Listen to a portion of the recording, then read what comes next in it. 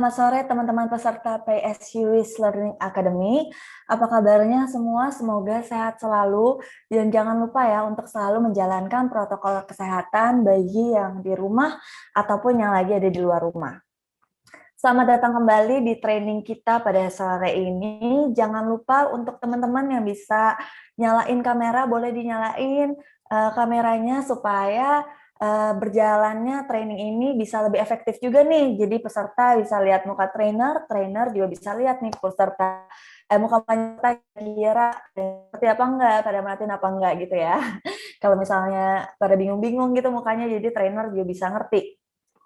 Jangan lupa untuk pasang virtual background buat yang punya virtual background dan ikuti terus nih rangkaian acara kita pada hari ini dari awal sampai akhir nanti untuk dapetin info-info mengenai pengembangan diri yang dapat membuat kita semua menjadi pribadi yang unggul dan lebih luar biasa.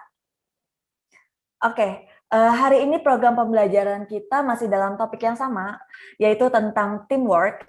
Dan hari ini materi yang kita bahas mengenai self-directed teamwork. Baiklah, sebelum lanjut, mungkin di sini ada teman-teman yang baru join pertama kali. Jadi izinin saya untuk jelasin dikit nih mengenai apa sih PSU Learning Academy. Jadi PAYW Learning Academy atau PSU Learning Academy ini adalah inisiasi gerakan yang bertujuan untuk meningkatkan kualitas individu dalam segi pengembangan diri melalui berbagai kegiatan training yang berbiaya sesuai kemampuan para pesertanya. Lalu dana yang terkumpul dari para peserta atau dari kalian nih akan kita donasikan kepada kegiatan-kegiatan yang terkait dengan pendidikan. PSU ini terselenggara dalam rangka Anniversary Talent THRM di bulan Juli dengan tema berbagi untuk negeri. Acara ini juga disupport oleh Jamiko Consultant, Kutak-Katik, dan Bantu. Sebelumnya kami ucapkan terima kasih banyak juga nih teman-teman yang udah berdonasi dan kepada teman-teman PSU Learning Academy yang mau berkenan untuk melakukan donasi, dapat klik link yang akan kami tempatkan di chat box. Jadi bisa di chat box, di situ ada link. Kalau kalian mau berdonasi lagi, bisa langsung di situ aja ya diklik. Pada chat box teman-teman nanti juga ada link untuk absen. Jangan lupa teman-teman buat absen di situ karena nanti kita juga akan ada games nih. Nanti gamesnya dibagi per kelompok.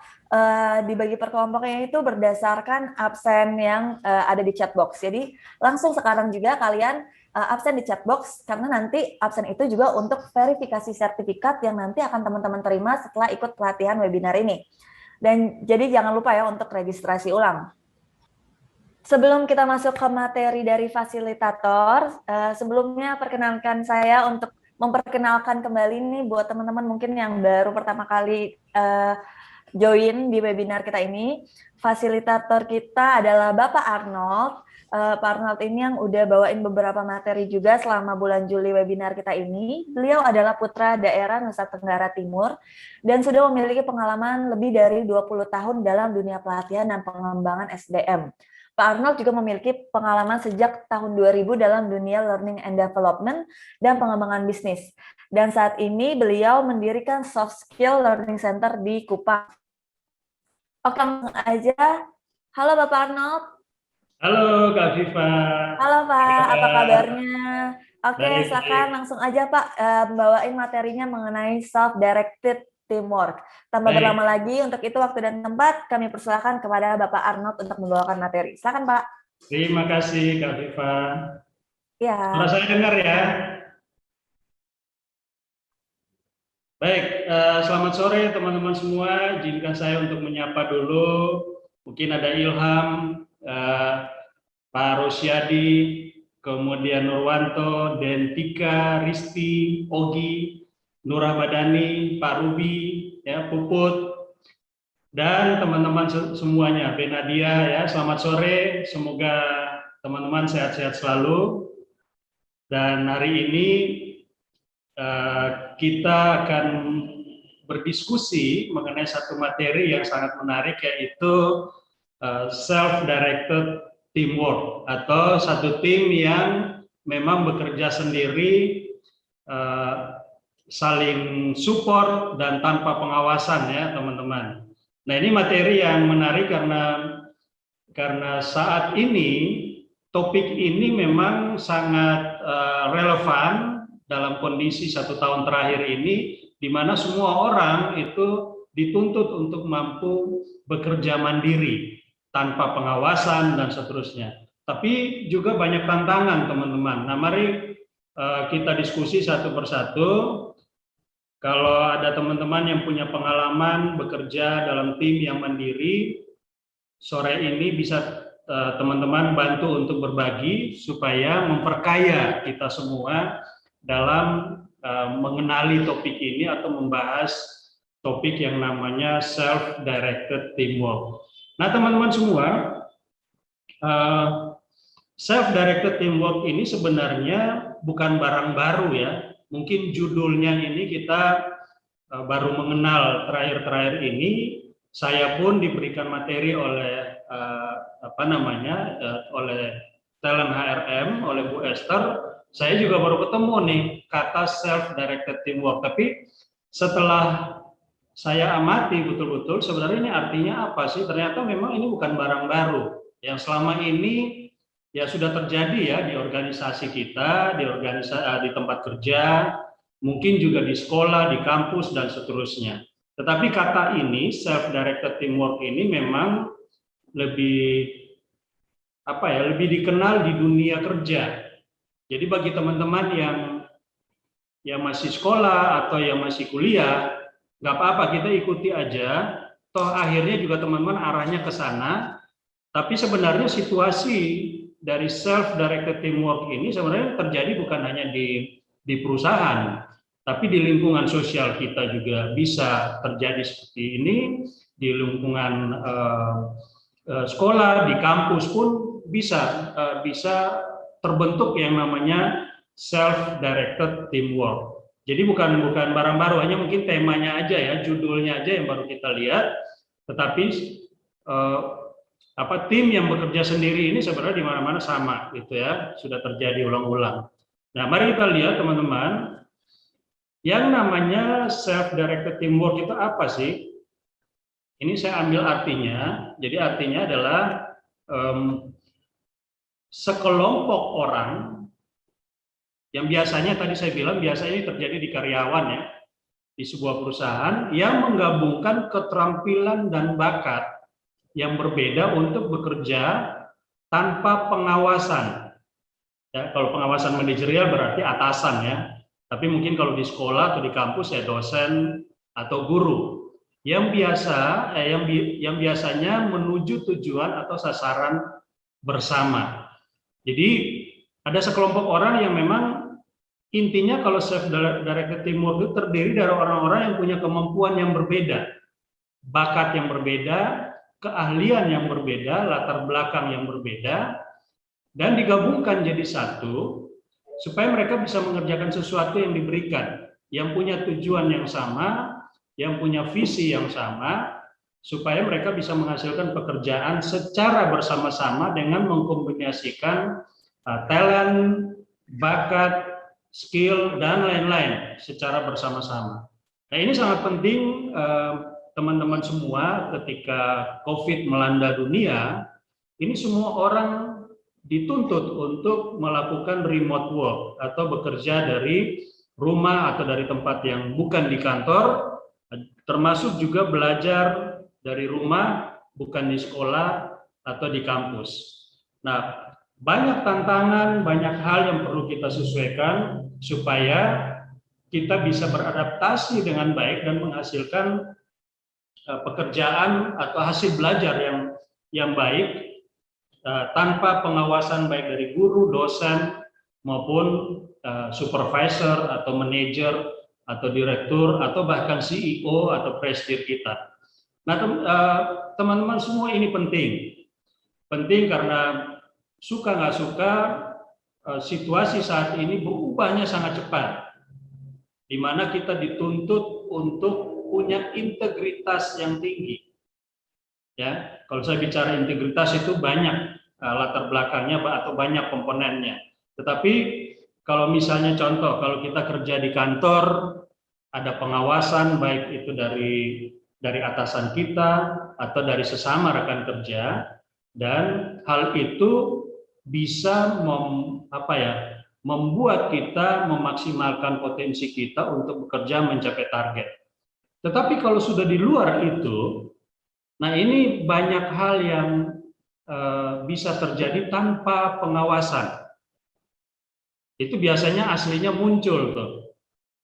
Entah itu masalah waktu, entah itu masalah kebiasaan, entah itu masalah attitude, entah itu masalah kemauan, entah itu masalah komitmen, banyak hal yang bisa menjadikan pekerjaan antara tim ini atau pekerjaan di satu tim itu tidak bisa terselesaikan dengan baik.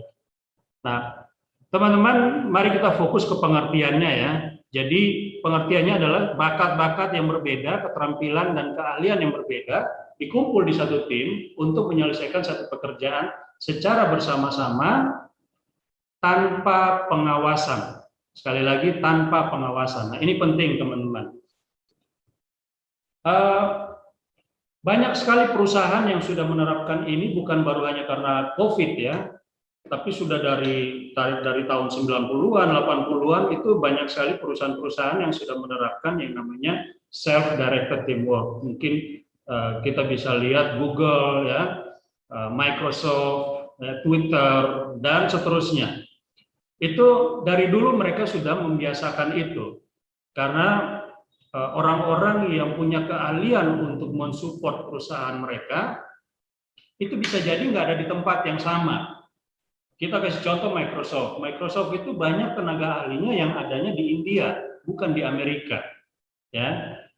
Nah, bagaimana ahli-ahli atau karyawan-karyawan yang punya keterampilan yang berbeda untuk mensupport Microsoft ini tanpa pengawasan mungkin dari si Bill Gates-nya atau dari CEO yang lain atau direktur yang lain, tapi mereka mampu menciptakan satu produk yang bermanfaat tentunya bagi kita juga saat ini ya, mulai dari tahun 90-an sampai sekarang. Nah, ini teman-teman, saat ini kita dituntut untuk bisa beradaptasi seperti mereka, ya, seperti karyawan-karyawan di Google, di Microsoft, di Twitter, di Facebook, dan seterusnya. Mereka nggak punya kantor. Ya, mereka bekerja sama satu tim, bisa aja di satu ruangan atau bisa jadi dari virtual, ya, secara virtual, tapi dibentuk dalam satu tim. Seperti kita saat ini satu tim dalam ruang Zoom ini. Nah, teman-teman, ini penting supaya kedepannya kita jauh lebih beradaptasi terhadap situasi ini dan mampu bekerja sama dalam tim tanpa pengawasan dari orang-orang yang ada di atas kita. Saya kasih contoh ya, misalnya satu perusahaan membuat satu proyek untuk membuat iklan televisi. Ya, iklan televisi. Nah, iklan ini dibuat, itu kontribusinya pasti akan bukan hanya dari tim marketingnya aja. Kita tahu bahwa kalau ada iklan, ada flyer, ada promosi, itu biasanya tim marketing. Tapi dalam proses membuat iklan ini bukan hanya marketing saja yang bertanggung jawab untuk membuat, tapi banyak departemen atau banyak divisi yang punya tanggung jawab untuk berkontribusi dalam membuat iklan TV untuk satu perusahaan. Saya kasih contoh, misalnya departemen training dan development dilibatkan, IT dilibatkan, sales dilibatkan, marketing, product development, customer service, legal atau bagian hukum itu dilibatkan. Kenapa? Mari kita lihat satu persatu. Contoh misalnya IT. IT ini pasti bagian developernya untuk multimedianya yang akan dilibatkan. Jadi ini hal teknis. Mereka dilibatkan dari skill teknisnya untuk membuat iklan. Lalu sales, kenapa sales dilibatkan? Karena orang-orang sales ini yang paham betul apa maunya nasabah. Mereka yang setiap hari berhubungan dengan nasabah dan mereka paham betul kemauan atau keinginan atau kebutuhan dari nasabah-nasabah mereka itu seperti apa.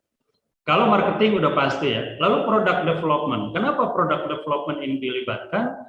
Karena mereka yang buat produknya. Nah, kalau kita mau buat iklan TV untuk satu produk, mereka yang tahu spek produknya, kata kuncinya apa yang harus disampaikan supaya sesuai dengan produknya. Jangan sampai iklan ini hanya iklan yang bombastis, yang ujung-ujungnya orang pikir ini barang bagus, tapi ternyata enggak. Jadi orang produk ini harus dilibatkan untuk kasih masukan, ya, untuk mengarahkan ini spek-spek produk yang kita mau iklankan.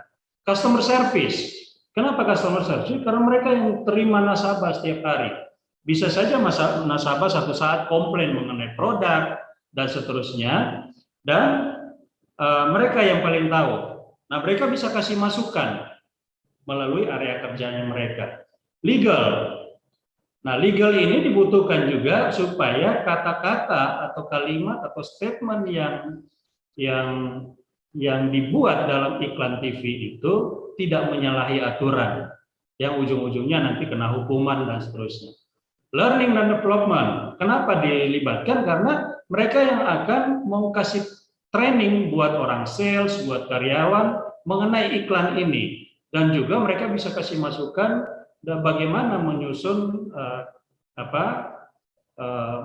statement atau kalimat yang baik supaya bisa menarik perhatian dari calon nasabah atau dari para penonton TV dan seterusnya. Nah, masing-masing bagian ini teman-teman punya skill-skill yang berbeda. Dan mereka disatukan dalam satu tim yang namanya self-directed teamwork, tanpa diawasi oleh leadernya, tanpa diawasi oleh manajemen, tanpa diawasi oleh direktur, dan seterusnya.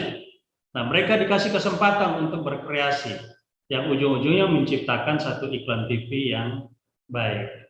Atau juga mungkin di perusahaan ada yang, kalau perusahaan-perusahaan besar kayak dulu saya selalu ditugaskan untuk membuat employee meeting atau meeting karyawan setiap bulan secara rutin. Nah, di kantor pusat itu ada lebih dari 600 orang, waktu itu ada 2 perusahaan yang digabungkan jadi satu, dan saya punya tanggung jawab untuk membuat meeting itu sukses.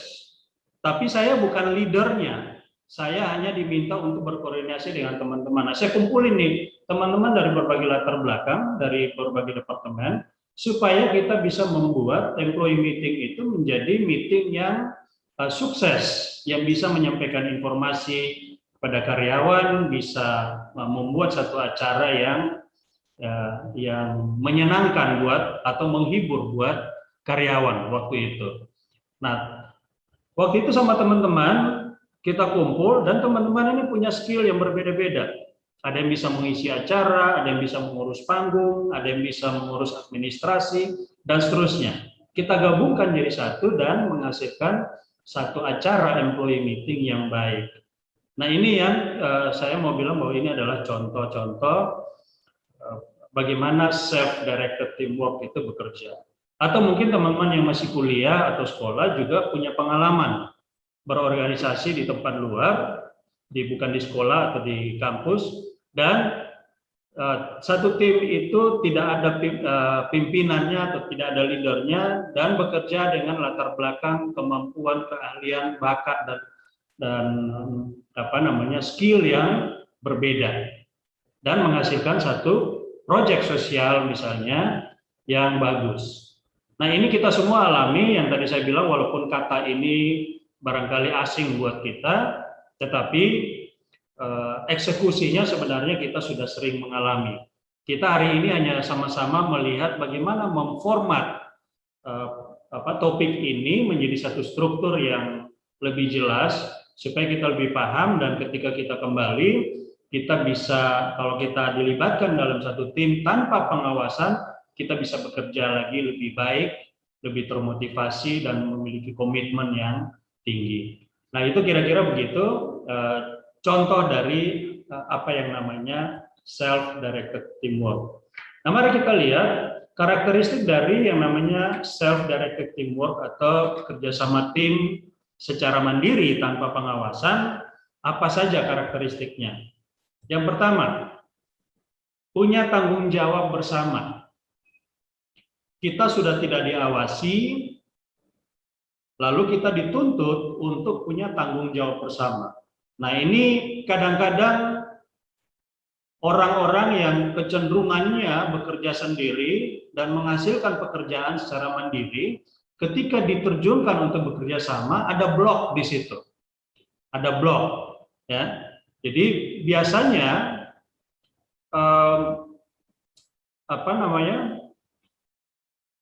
kebiasaan-kebiasaan bekerja sendiri itu ketika dikasih masuk ke dalam satu tim tanpa pengawasan, nah ini semua orang mulai munculkan egonya, mulai munculkan seolah-olah dia yang paling bisa, dia yang paling hebat, dan seterusnya. Akhirnya apa? Tanggung jawab yang harusnya dilakukan secara bersama-sama, ada orang-orang tertentu yang mau muncul sendiri.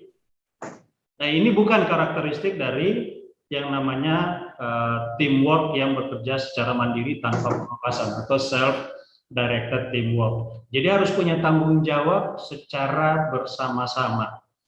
Yang berikut, karakteristik dari self-directed teamwork ini adalah saling ketergantungan. Jadi harus bisa mengharmonisasi tim itu menjadi tim yang memang satu bergantung dengan yang lain. Kenapa? Karena memang semuanya punya skill yang berbeda-beda. Untuk melakukan satu proyek, saling mengisi dan menghasilkan satu pekerjaan yang besar. Nah, teman-teman semua, kalau di dalam tim itu tidak ada saling ketergantungan, semua orang mau bekerja sendiri, tidak mau mengkonek pekerjaannya dengan yang lain, sama kayak saya pegang satu piece puzzle dan saya tidak mau mengisi ke dalam puzzle besarnya itu. Nah, ini nggak ada ketergantungan atau nggak ada harmonisasi. Lalu empowerment atau pemberdayaan diri. Teman-teman bekerja tanpa pengawasan ini itu kita harus betul-betul bisa mengeluarkan semua kreativitas kita, keahlian kita, kemampuan kita tanpa diawasi, dan kita harus bisa dipercaya untuk melakukannya. Nah, kata empower ini memang sangat ampuh belakangan ini, karena saya sendiri merasa bahwa saya betul-betul di-empower oleh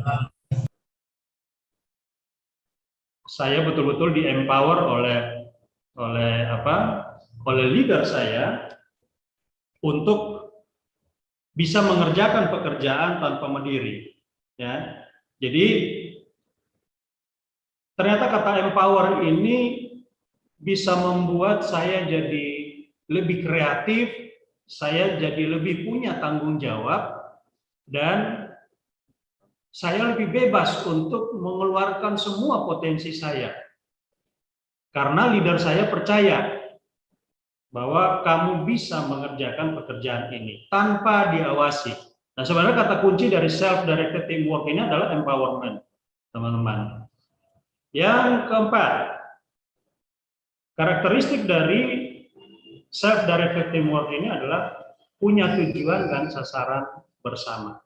Kalau kita biasa kerja di meja kita sendiri, kita fokus pada pekerjaan kita sendiri, ketika kita masuk dalam satu tim tanpa pengawasan, memang kita harus mengerjakan sesuatu yang titik akhirnya sama, finishnya sama, bukan finish yang berbeda-beda, bukan titik akhir yang berbeda-beda, tapi satu, ya, dari latar belakang yang berbeda-beda. Nah, ini teman-teman, inilah karakteristik dari teamwork. Yang berikut, kalau kita melihat orang-orang yang bekerja sama dalam satu tim punya skill yang berbeda-beda, punya keahlian yang berbeda-beda tanpa diawasi, kalau misalnya beberapa hari lalu Pak Elvan, ya kalau nggak salah, kasih tahu ke kita itu dia mengajarkan ke timnya untuk supaya membiasakan yang namanya jarak pandang atau jangkauan pandang, ya. Nah, kalau kita lihat dari jauh, apa yang mereka lakukan dalam tim, secara rutin supaya tim ini bisa berjalan dengan baik. Yang pertama itu setiap hari mereka harus buat rencana, harus buat plan, apa yang dilakukan hari ini, besok, dan seterusnya. Planning ini supaya mereka sejalan, searah. Kalau misalnya ada yang ketinggalan, apa yang harus dilakukan? Itu butuh antisipasi.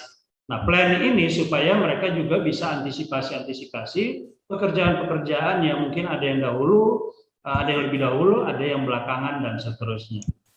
Yang kedua, mereka juga harus setiap saat set prioritas. Mana yang dikerjakan lebih dulu, mana yang belakangan, mana yang ditunda dulu. Setiap hari harus melakukan, harus set prioritas. Karena kerjasama tim ini bisa ada yang lebih cepat, ada yang enggak kerja sama sekali, dan seterusnya. Nah, set prioritas ini tujuannya supaya semuanya bisa melakukan dengan pace atau dengan ritme yang sama. Ya. Jadi, hari ini kita mengerjakan yang A dulu, yang B tunda dulu deh, supaya kita bisa bagian yang A ini bisa selesai lebih dulu, yang B nanti belakangan itu nggak apa-apa, misalnya begitu. Nah, mereka harus set prioritas. Yang ketiga, harus bisa organize. Nah, organize ini penting teman-teman karena dalam satu tim dengan punya kemampuan, keahlian yang berbeda-beda dan dibagi pekerjaan yang berbeda-beda untuk satu tujuan yang sama, kalau tidak terorganize dengan baik, ini akan jadi masalah nantinya. Jadi misalnya hari ini kalau sudah set prioritas, misalnya Ibu Nitra mengerjakan yang A, Puput mengerjakan yang B, Pak Ruby mengerjakan yang C, tapi prioritasnya pekerjaannya yang ini dulu ya, kita kerjakan. Nah, itu namanya organize. Supaya semuanya bisa teratur. Koordinasi satu sama yang lain. Koordinasi ini penting, teman-teman. Apalagi kalau zaman sekarang kita bekerja secara virtual. Nah, ini kalau kita tidak secara rutin saling berkoordinasi, itu pekerjaan akan berantakan. Ya, tidak akan nyambung satu sama yang lain. Jadi koordinasi ini penting dan bisa dilakukan setiap saat atau dibuat jadwalnya. Ini kapan nih kita mau tektok untuk lihat pekerjaan kita sejauh mana dan seterusnya. Ya, memantau progres yang tadi saya bilang. Ketika kita dikasih satu pekerjaan untuk bekerja sama dalam satu tim tanpa pengawasan, kita harus secara mandiri memantau progres pekerjaan. Sudah sampai di mana nih? Kenapa kita harus memantau? Karena biasanya proyek itu punya time limit. Dikasih waktu 1 minggu, dikasih waktu 2 minggu. Misalnya tadi saya kasih contoh mengenai iklan TV. Nah, iklan TV ini misalnya perusahaan memberikan waktu 1 bulan untuk menyelesaikan iklan TV sebelum ditayang. Nah, setiap tim dari berbagai departemen ini itu harus setiap hari memantau progresnya. Pekerjaan A sampai di mana? Pekerjaan B sudah sampai di mana? Dan seterusnya. Lalu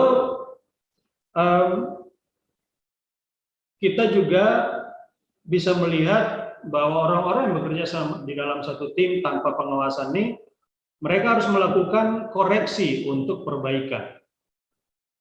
Karena tentunya ada pekerjaan-pekerjaan yang misalnya perlu perbaikan, ya memang itu harus dilakukan.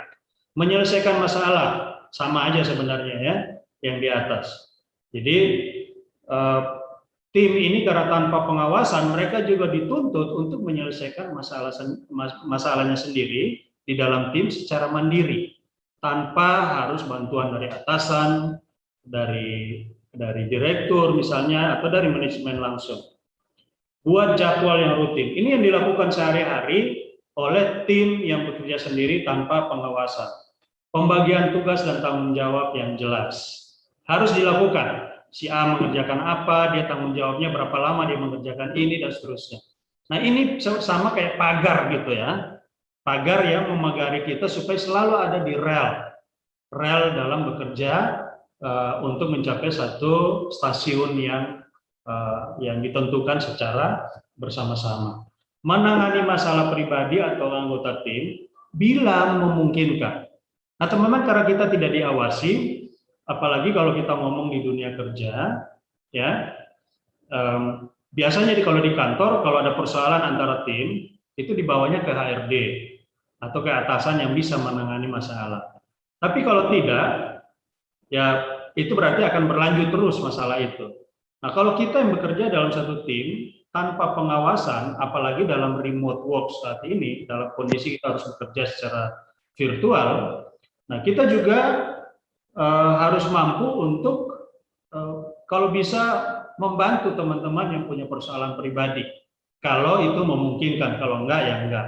Nah, ini kira-kira hal rutin yang dilakukan oleh satu tim yang bekerja sendiri tanpa pengawasan, teman-teman. Nah, teman-teman semua tadi sudah dikasih tahu oleh Kak Sasa, Kak Viva, bahwa kita akan melakukan exercise atau melakukan satu kegiatan. Kegiatan ini dalam bentuk games, tapi kita akan bagi kelompok ya, teman-teman semua. Nanti akan bagi Kak Viva akan bagi kelompok.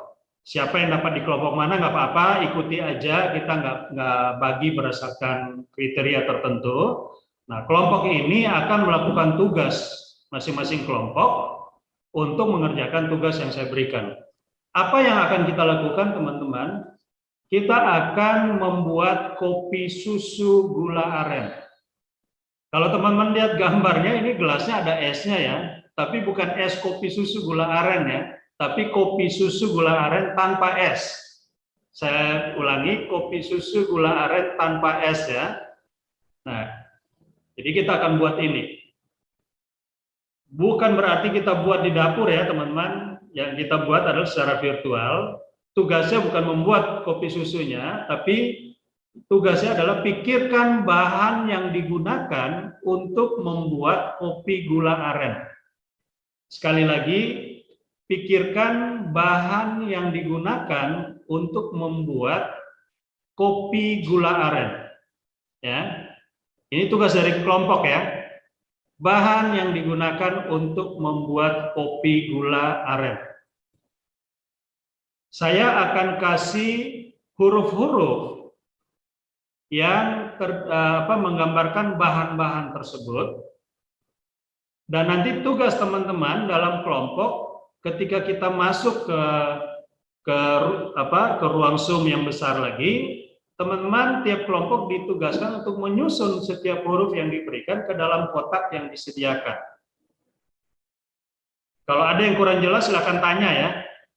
Tanya langsung unmute aja supaya kita bisa berinteraksi. Saya ulang, saya akan berikan huruf-huruf yang nanti kalau disusun itu akan menggambarkan bahan-bahan yang bisa kita gunakan untuk membuat kopi gula aren. Ya. Waktu yang saya berikan ke teman-teman di dalam ruang grup masing-masing 5 menit untuk diskusi dan 5 menit nanti setelah kita balik untuk menyelesaikan. Nah, aturannya begini. Di dalam tiap grup nanti saya akan dampingi satu grup, Kak Viva akan dampingi satu grup, Kak Sasa dan seterusnya. Nanti kita akan bagi 4 grup. Tiap grup ada pendampingnya. Ya. Nah, nanti tiap grup itu diskusi dan tentukan satu orang yang akan berkomunikasi dengan grup lain ketika masuk ke ruang normal. Ya, ketika masuk ke ruang normal. Nah, tugas dari tiap grup adalah susun kata-kata ini supaya menggambarkan satu bahan yang bisa dibuat untuk kopi gula aren, ya, kopi susu gula aren ya. Nah, tiap grup ini ada 4 grup, tiap grup akan mendapatkan satu bahan, ya, dalam bentuk huruf-huruf. Tetapi mungkin bisa jadi hurufnya nggak ada di teman yang lain, di grup yang lain. Ya, ada kehilangan huruf di situ. Kuncinya kalau teman-teman sudah tahu bahannya apa, berarti kalau huruf yang hilang itu ada di grup lain, tugasnya adalah nanti setelah masuk ke ruang normal, teman-teman diskusi nih, yang jadi juru bicaranya atau yang tugas komunikasi, nanti diskusi, kita kasih kesempatan untuk tanya ke jubirnya dari grup lain, ini huruf saya ada di situ enggak, dan seterusnya. Baru kita susun sama-sama ya. Kira-kira jelas ya teman-teman? Oke, kalau nggak ada yang tanya, jelas ya. Kalau nggak ada yang tanya, saya lanjutkan ke slide berikutnya. Pak Arnold, maaf, saya potong. Mungkin kita infoin dulu ya untuk nama-nama kelompoknya, supaya nanti ketika pembagian kelompok, jadi sudah tahu nih nanti tulisan apa yang harus mereka catat, gitu ya Pak Arnold? Baik, baik. Oke, untuk kelompok 1 ada Astari, Ayu, Benadia, Gilang Atala, Ilham Pratama Putra, dan Nandar. Oke, saya ulangi ya, untuk kelompok 1 ada Astari, Ayu, Benadia, Gilang Atala, Ilham Pratama, dan Nandar. Lalu untuk kelompok 2, nanti di room 2, itu ada Dentika, Elvira, Irma, Nanda, Anisya Fitri, Mitra Prapti Wahyuni, Novita, dan Puput. Kemudian untuk room 3 atau kelompok 3 ada Irfan, Siti Novita Sari Ulfa, Nur Rahmadani, Nurwanto Beni Prabowo, Rivaldi Rizky Adi, Shirley Esa Zulfira, lalu ada Yopi Sopian. Untuk di room 4 ada Oki Fajar Uzi, Risti Wulaningtyas, Rosyadi, Ruby Hermawan, Shiva, Adelia, dan Jessica. Mungkin ada yang belum disebutkan namanya? Atau mau tanya, mungkin belum kelewatan nih nama saya, ada di kelompok berapa, boleh info?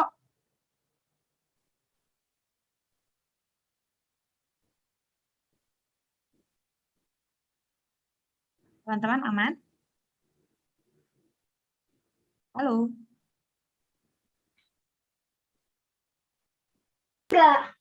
Halo Bu, Ya, tadi kelompok 2, saya terus siapa lagi? Bu Novita ya, sorry.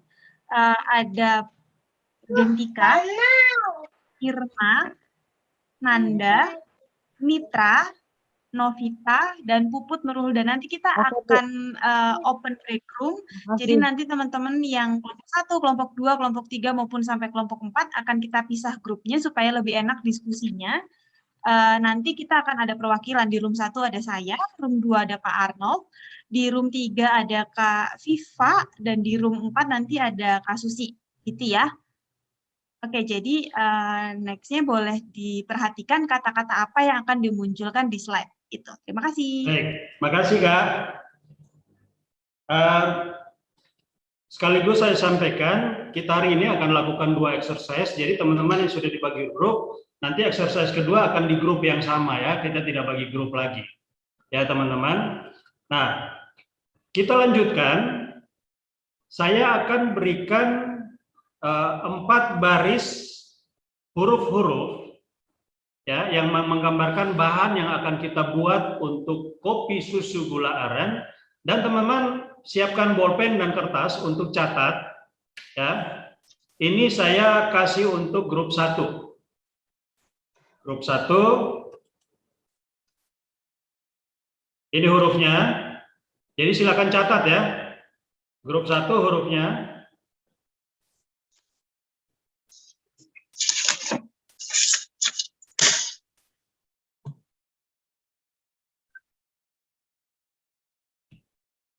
Oke, saya kasih waktu beberapa detik untuk catat ya. Ini untuk grup 1. Teman-teman grup lain yang mau catat juga nggak apa-apa, silakan.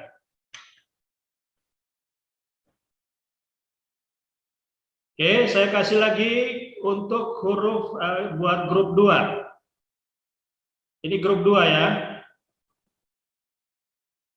Ya, menggambarkan bahan yang akan digunakan.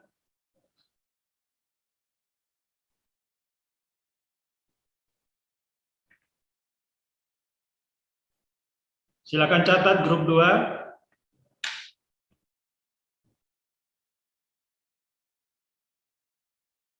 Baik. Saya hilangkan, saya masuk ke grup 3. Ini huruf-huruf yang teman-teman di grup 3 akan susun untuk menggambarkan satu bahan sebagai syarat untuk buat kopi susu gula aren.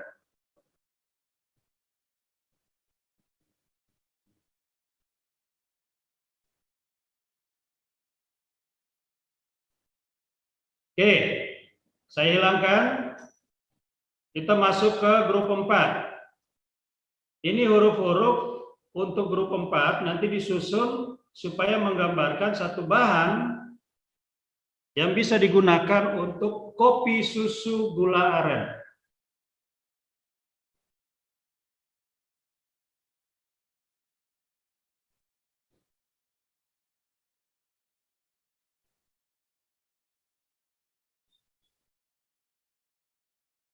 Cukup ya? Nah, sekarang saya kasih ke Kak Viva untuk bantu kita breakout room. Saya harus stop share dulu ya, Kak ya. Ya, boleh Pak. Pak, stop Oke, share. Pak. Ini langsung saya open all room ya teman-teman, jadi langsung masuk ke kelompoknya masing-masing. Atau mungkin ada yang mau tanya, ada yang belum kecatat hurufnya.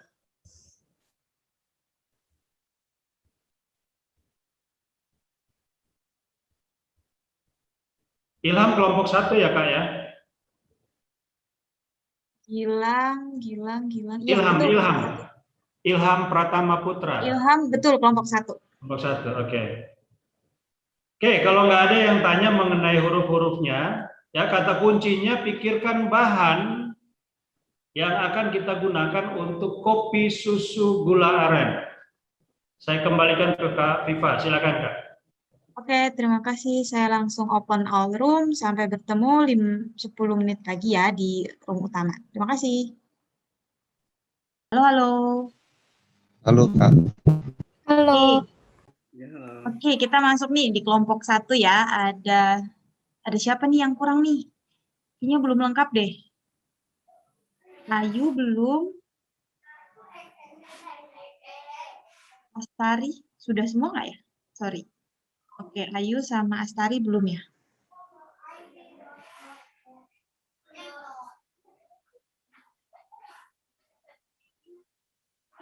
Oke, nggak apa-apa. Sambil nunggu yang lain juga, kita mulai aja langsung ya. Kan tadi dapat apa tuh kata-katanya? Udah pada nulis belum? Sudah, Kak. Sudah. Oke, apa kata-katanya? Hurufnya. Iya, sorry. Hurufnya apa? Hurufnya itu ada B, K, E, B, O, U, P, A, R. Oke, sekarang kita urutin nih. Kira-kira dari huruf-huruf yang ada, cari tahu dulu deh. Pertama, kalau bikin kopi gula aren, bahannya apa aja sih? Pastinya kopi. Oke, kopi. Terus? Gula aren. Ya, Gula arennya, benar. Terus? Air. Oke. Ada lagi? Ini pakai susu atau gimana, Kak?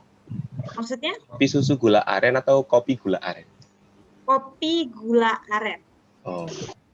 Kopi susu gula aren, sorry. Oh, kopi susu. Berarti pakai susu juga. Oke, pakai susu, bener ya. Oke, yang kalian sebutin itu benar. Nah, sekarang kan kalian dapet tuh BKP, BOUPAR. Kira-kira dari huruf yang kalian dapat itu bisa ambil bahan yang mana? Bisa jadi kata yang kalian dapat itu bukan kata untuk kalian, tapi bisa jadi untuk kelompok lain. Misalnya, kan ada BK. Nah, bisa jadi K-nya itu bukan untuk kelompok kalian, tapi untuk kelompok lain. Nah, nanti kita diskusi juga di grup yang bareng-bareng ya. Nanti ketika kita udah selesai dari break room ini. Nah, sekarang coba, ada nggak yang udah kebayang kira-kira huruf-huruf yang dikasih ke kalian itu bisa apa nih, kata-kata bahan apa yang bisa kalian bentuk dari kata huruf itu? Ayo, coba. Dari Benadia mungkin? Kayaknya kopi bisa, Kak. Soalnya ada huruf K, O, P, tapi kurang I. Nah, biasanya kan dipakai kopi apa? Kopi biji kopi, kopi bubuknya, atau kopi cair? Biasanya yang dipakai. Karena ini 2 kata nih kalau kelompok kalian. Kasih clue ya, 2 kata nih kelompok kalian.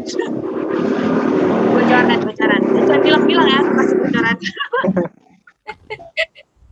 Oke, apa nih? Kira-kira dari Kayaknya kata kopi. kopi apa? Kan 2 kata. Kopi cair. Iya, kopi cair palingnya. Cair, yakin? Iya. Yakin? Aku nih, yakin kopi cair. Ya, coba yang lain kan dari kata yang kalian dapat nih sebenarnya udah ada clue-nya nih yang di tempat kalian. K-O, oke. Iya, kopi bubuk. Oke. Gitu ya. Tapi nanti kalian kasihnya berarti berarti pakainya apa aja? Huruf apa yang kalian pakai jadinya? Double B. Yang dipakai huruf apa yang kalian udah punya? Huruf B dua-duanya dipakai. Oke. Dicatat ya. Siapa nih yang bakal jadi pembicaranya nih? Siapa? Nadia aja. Ilham, Nanda, Nadia aja. Benadia aja. Ya. Benadia. Oh, Oh iya, wanita pas. satu-satunya ya, harus Ya. ngomong ya. Benadia oke. Oke. Oke, catat ya Benadia ya. Kan dari tadi yang kata-kata BKP itu kalian harus susun nih. Kira-kira kata apa yang akan kalian pakai. Jadi nanti ketika kita balik ke Zoom umum, kita bisa tahu nih, oke, yang kita pakai huruf apa aja, yang kita nggak pakai huruf apa. Nah, Benadia udah mulai bisa kelompok ini. Setuju nih, kopi bubuk. Tuh. Kopi bubuk. Kaget ya. Benadia jangan lupa catat, udah dicatat. Udah, Kak. Oke, berarti udah selesai ya di kelompok ini. Kita langsung balik aja sambil nunggu yang lain. Kita balik ke room besar ya. Oke. Ya, Oke, terima kasih Kak. teman-teman. Ya. Teman-teman. Good job. Nah, sekarang kita lihat teman-teman, tugas kita adalah memasukkan kata-kata mulai dari huruf, mulai dari nomor 1 sampai 36. Saya mulai dari kelompok 1 dulu. Kelompok 1 huruf-hurufnya mau dimasukin di kolom nomor berapa? Atau, sorry, sebelum kita lanjutkan, barangkali ada yang mau tanya ke grup lain, setiap grup, ada yang mau tanya ke grup lain, hurufnya tuh ada di mana? Kalau sudah ketemu bahannya apa? Ini kuncinya ya. Bahan pertama itu ada berapa huruf? 9 huruf. Bahan kedua ada 2, 4, 6, 8. Bahan ketiga ada 2, 4, 6, 7 huruf. Bahan keempat ada 2, 4, 6, 8, 10, 12 huruf. Mungkin teman-teman sudah tahu ya. Pak, saya mau nanya. Ini bahan kedua berarti kelompok 2 masuk di nomor 10 kan mulai? Dan mulai dari nomor 10. Betul. Oke.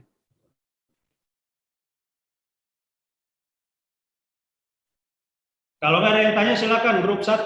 Siapa yang mau sebutkan hurufnya ditempatkan di nomor berapa? Izin masuk, Pak. Gimana? Untuk grup 1 itu kan kita dapat huruf B, K, P, B, O, U, P, A, R. Nah, jadi untuk di kolom nomor 1 itu huruf K. K ya, oke. Ya, terus kolom nomor 2.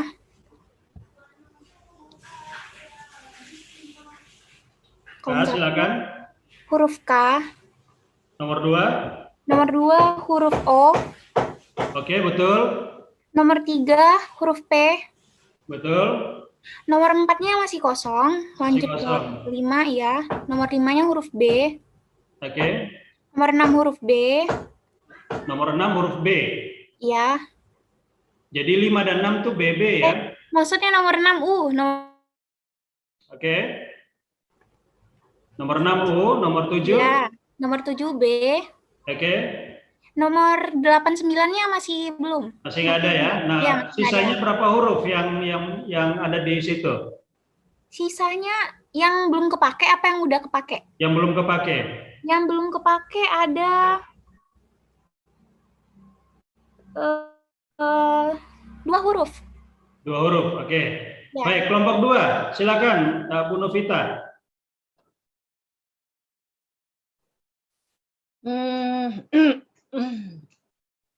Nomor 10 A. Oke. Nomor 10A. A-nya ada 2 ya. Nomor 10A. Belum tanya nomor. Terus nomor 14A. Nomor berapa? 14. Nomor 14A. Oke. Nomor 17S. Oke. Betul. Ada lagi? Terus nomor 16N. Nomor 16. Salah kali ya. Tunggu deh.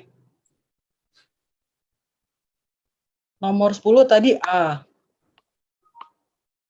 14A. Nomor 15N. 15N ya. Berarti sudah tahu ya kata kuncinya apa ya, bahannya ya. Oke, kelompok 3. Silakan.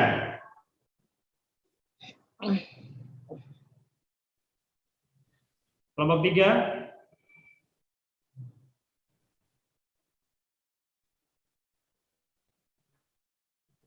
Kelompok 3 siapa yang mau ngomong? Tadi dari kelompok 3 cuman sebutin bahan-bahan kira-kira yang mereka terka buat kopi aren aja sih, Pak. Coba tadi yang paling aktif mungkin Pak Yopi boleh disampaikan kira-kira 4 bahan yang kita butuhin buat kopi aren apa aja Pak Yopi?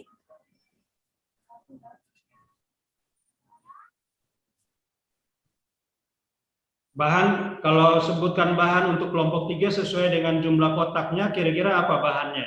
Sebutkan bahannya aja.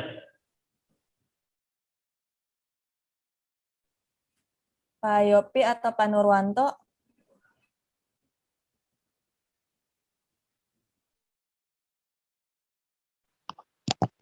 Paling Pak.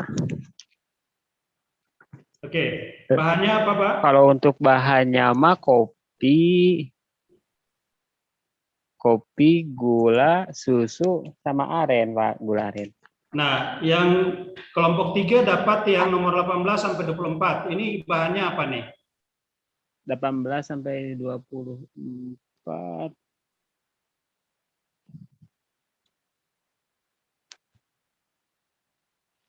Bisa ketebak nggak?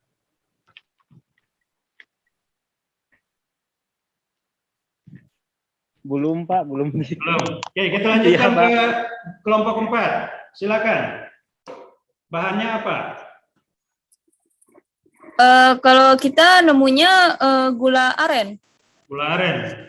Kalau kita susun dari nomor 25 sampai 36 ya. Kalau gula aren berarti di sini ada nomor 25 G U L A A R E N. 33 sampai 36 ini belum keisi nih. Apa nih? Gula aren apa? Soalnya di kita nggak ada huruf G sama L. Oke. 25 sama 27 nggak ada. Nah, berarti ada di kelompok lain kan? Tapi kalau udah ketemu gula aren, nah ini gula aren apa nih? Karena masih ada kurang nih. 4 huruf. Boleh ngambil tempat lain nggak Pak Arnold? Bagaimana? Mau ngambil dari kelompok 1 boleh nggak? Boleh, boleh. Ada itu kelompok 1 ngambil K, kopi. K, ame P, ame O. Kita punya I. Jadi KPO. Baik, sekarang gini, biar mempercepat waktu ya, kelompok 1, saya balikin ke kelompok 1. Kelompok 1 kopi apa nih? Huruf 1 sampai 9. Kopi bubuk. Kopi bubuk, good. Kelompok 2. Kanovita air apa? Kalau kita mau bikin kopi susu gula aren. Kalau kopi susu gula aren, kopi, Pak. Terus bahannya kopi. Nah, fokus ke kolom-kolom dari nomor 10 sampai 17. Ini katanya apa nih yang menggambarkan bahannya? Tadi kan nomor 10 A kan? Nomor 17 S kan? Kalau A, bahannya kan kalau kopi kan dari K. Terus kemudian susu dari S, gula dari G. Berarti air nih kali, Pak ya, air. Air apa? Air, kopi supaya larut berarti air panas kali, Pak. Air panas ya. Oke, baik. Kelompok 3.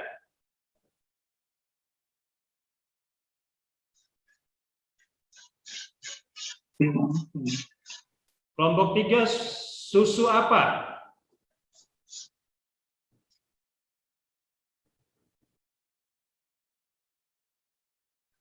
Kelompok 3 nggak ada jubirnya ya? Pada bingung, Pak. Susu UHT, Pak. Susu UHT, oke. Kelompok 4, gula aren apa? Itu Pak yang bingung. Bingung ya? Iya. Oke, kalau kita bayangin kalau gula aren itu hanya 2 jenis. Yang padat sama? Cair. Cair, berarti gula aren cair. Gula aren cair, good. Jadi ini jawabannya ya teman-teman. Kopi bubuk, air panas, susu UHT sama gula aren cair. Oh gitu. Kita waktunya nggak cukup untuk kita komunikasikan, jadi saya langsung aja. Tapi intinya begini teman-teman semua, memang kerjasama tim secara virtual itu salah satunya memang kita harus punya waktu yang cukup untuk berkoordinasi, berkomunikasi ya satu sama yang lain supaya bisa matchingin ya, bisa kasih match tugas-tugas kita. Kalau ada yang punya kelebihan bisa berikan ke tim yang lain, ke peserta anggota tim yang lain. Begitupun ada yang kurang bisa minta dari yang lain. Nah itu kuncinya di situ teman-teman. Challenge-nya karena kita lakukan secara virtual, banyak hal yang menjadi tantangan, tapi ini hanya sebuah games untuk exercise saja, dan waktunya juga sudah lewat waktu break ya, hampir 6:30, jadi saya kembalikan ke Kak Viva untuk kasih segar kita dulu, supaya kita bisa lanjutkan materinya. Silakan Kak Viva, saya stop screen ya. Halo, oke. Sebelum kita masuk ke sesi 2, kita mau masuk ke games interaktif dulu, ke fun quiz. Sebelumnya thank you banget Pak Arnold udah bawain materi sesi pertama. Pak Arnold bisa istirahat sebentar. Jadi kita bisa main games juga supaya pelatih lagi ini otak kita supaya bisa fokus lagi untuk masuk materi yang kedua. Oke, kita mulai ya. Akan ada hadiah voucher training senilai Rp1.000.000 dari Talent HRM untuk 5 orang pemenang kuis kita hari ini. Sorry, kemarin itu ada skip 1 pertanyaan, jadi untuk hari ini kita akan ada 6 pertanyaan ya, jadi ada 6 orang pemenang. Oke, are you ready guys? Tunggu sebentar ya, aku share. Iya, ada 29. Sekarang kita mau main games dulu ya teman-teman.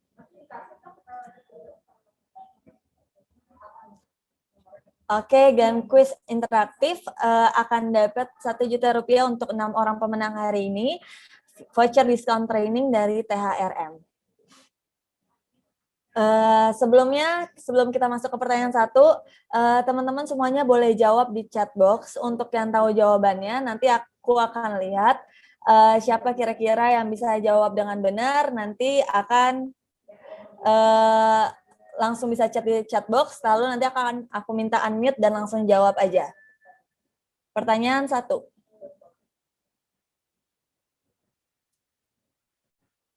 Bebek apa yang tidak bisa dimasak dan dimakan? Ayo, sampai ada yang bisa jawab.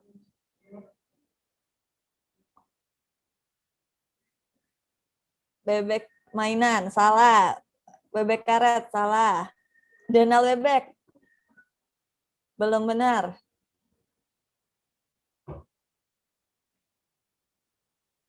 Bebek meninggoy. Meninggoy, salah. Bebek mainan. Ayo, kira-kira bebek apa nih yang nggak bisa dimasak sama dimakan?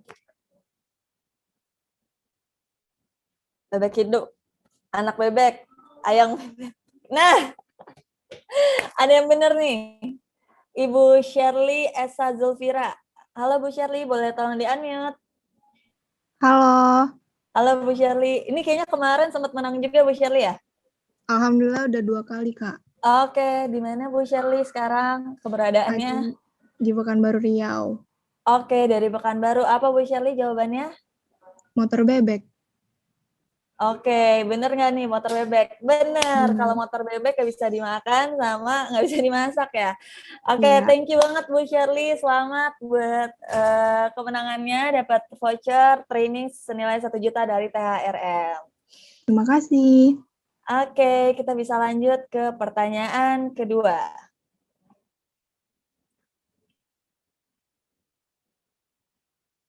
Ini clue-nya adalah N.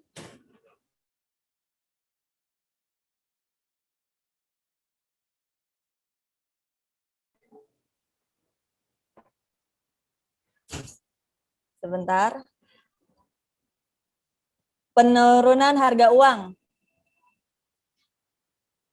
Apa? Ayo, ada yang bisa jawab?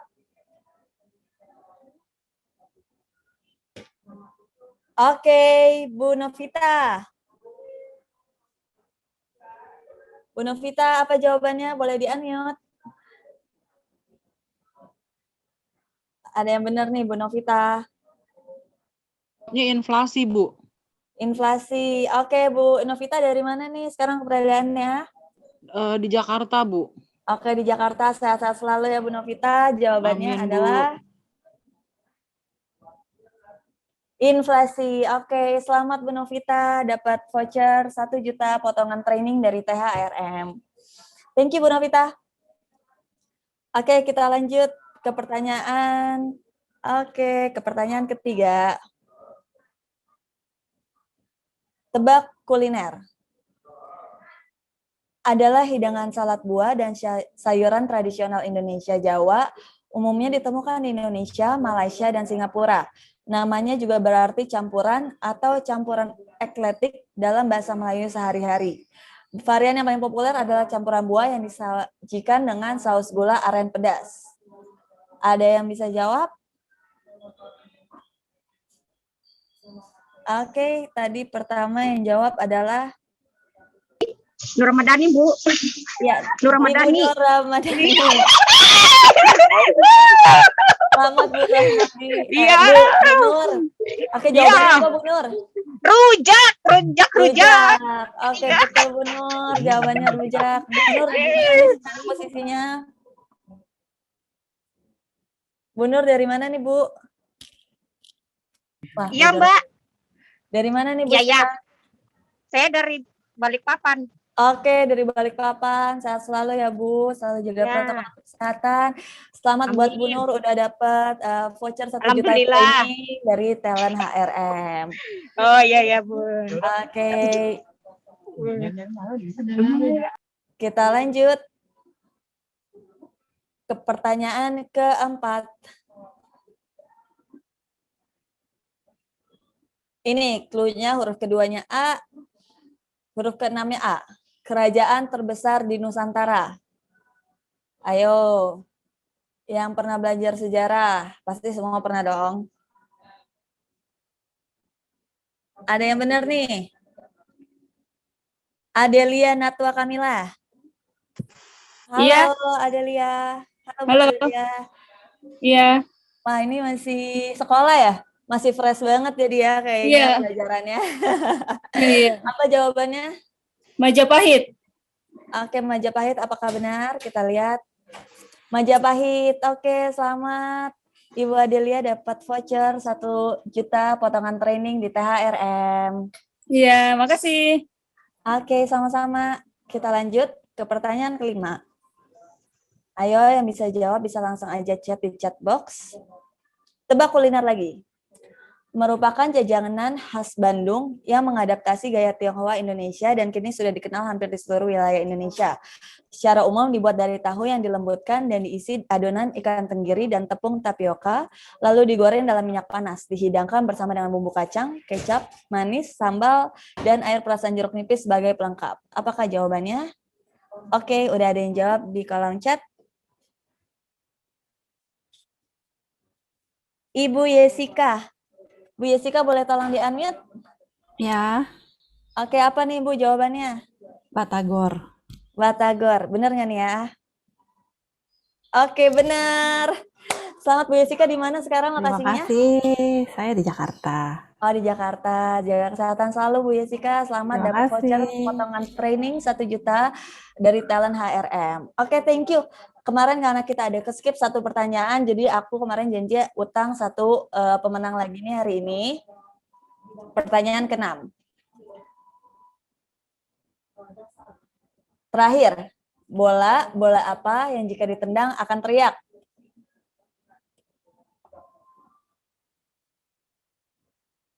Ayo, bola apa yang jika ditendang akan teriak? Oke, udah ada yang langsung jawab. Bu Benadia Latifah. Ya, Halo, Bu Benadia tadi udah menang belum ya? belum. Oh, belum. Oke, Bu Benadia di mana sekarang lokasinya? Di Gresik. Oh, di Gresik, jauh juga ya. Oke, Bu. Apa jawabannya? Bola mata. Bola mata, bener ya, bola mata kalau ditendang sakit ya, pasti bakal teriak. Oke, selamat Bu Benadia dapat voucher potongan training 1 juta dari THRM. Oke, segitu aja kuis kita hari ini, teman-teman. Jangan lupa itu vouchernya bisa dipakai 1 juta untuk potongan training produk kita di THRM. Kalau misalnya mau ikut training lagi, bisa dipakai aja vouchernya, bisa dipakai kapanpun. Oke. Demikian kuis interaktif kita sebagai ice breaking. Bisa saya lanjutin lagi selanjutnya ke sesi 2 ke Pak Arnold. Dipersilakan Pak Arnold, waktu dan tempat untuk membawakan materi kembali. Baik, Ya, sama-sama. Terima kasih Kak Viva. Selamat Oke. ya buat teman-teman yang sudah mendapatkan voucher. Kita lanjutkan lagi kopi susu gula arennya.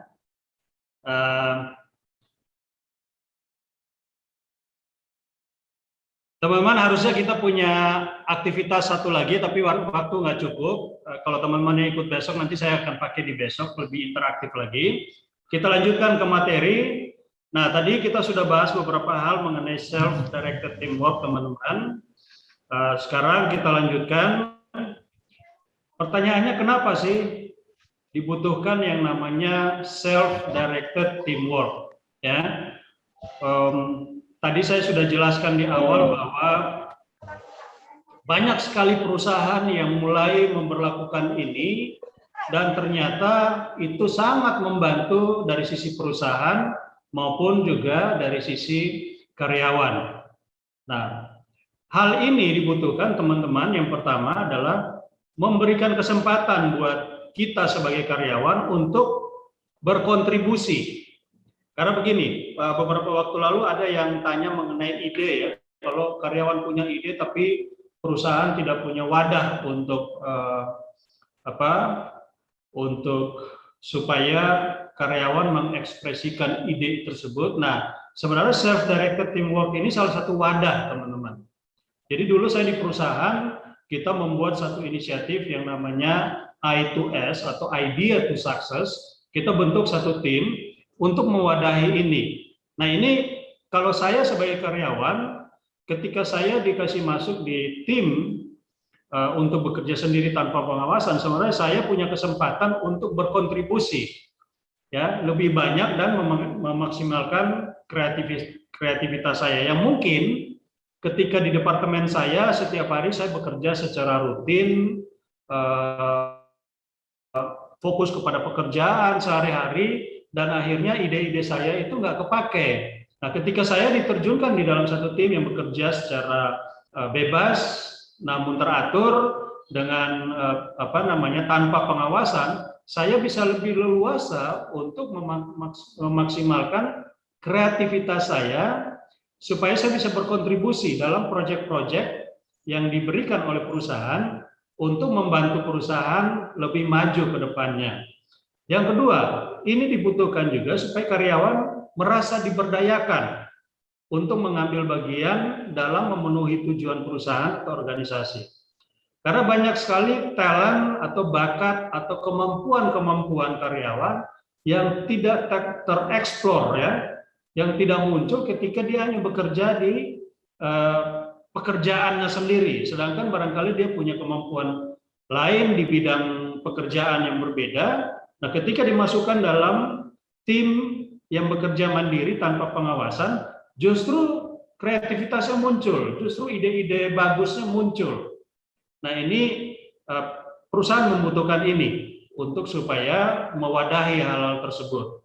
Dan kalau kita membentuk yang namanya self-directed teamwork, itu kita mengurangi birokrasi serta meningkatkan motivasi karyawan.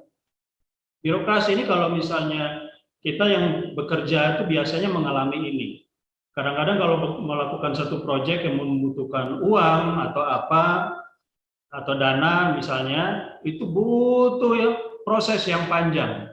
Tapi kalau kita sudah dibentuk dalam satu tim, biasanya kalau istilah saya dulu, kita bisa cash advance dulu, supaya kita bisa mengerjakan proyek ini dengan leluasa. Nah, ini hal-hal yang menjadi panduan kenapa self-directed teamwork ini dibutuhkan di perusahaan atau di organisasi. Namun teman-teman, dalam membuat satu tim yang bekerja mandiri tanpa pengawasannya juga punya tantangan.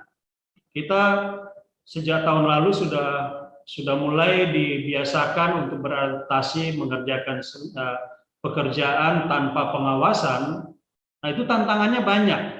Ini ada beberapa tantangan yang terjadi yang menyebabkan tim yang bekerja mandiri tanpa pengawasan itu tidak bisa berjalan dengan baik. Kalau anggota timnya itu kurang dalam beberapa hal, misalnya yang pertama, komunikasi.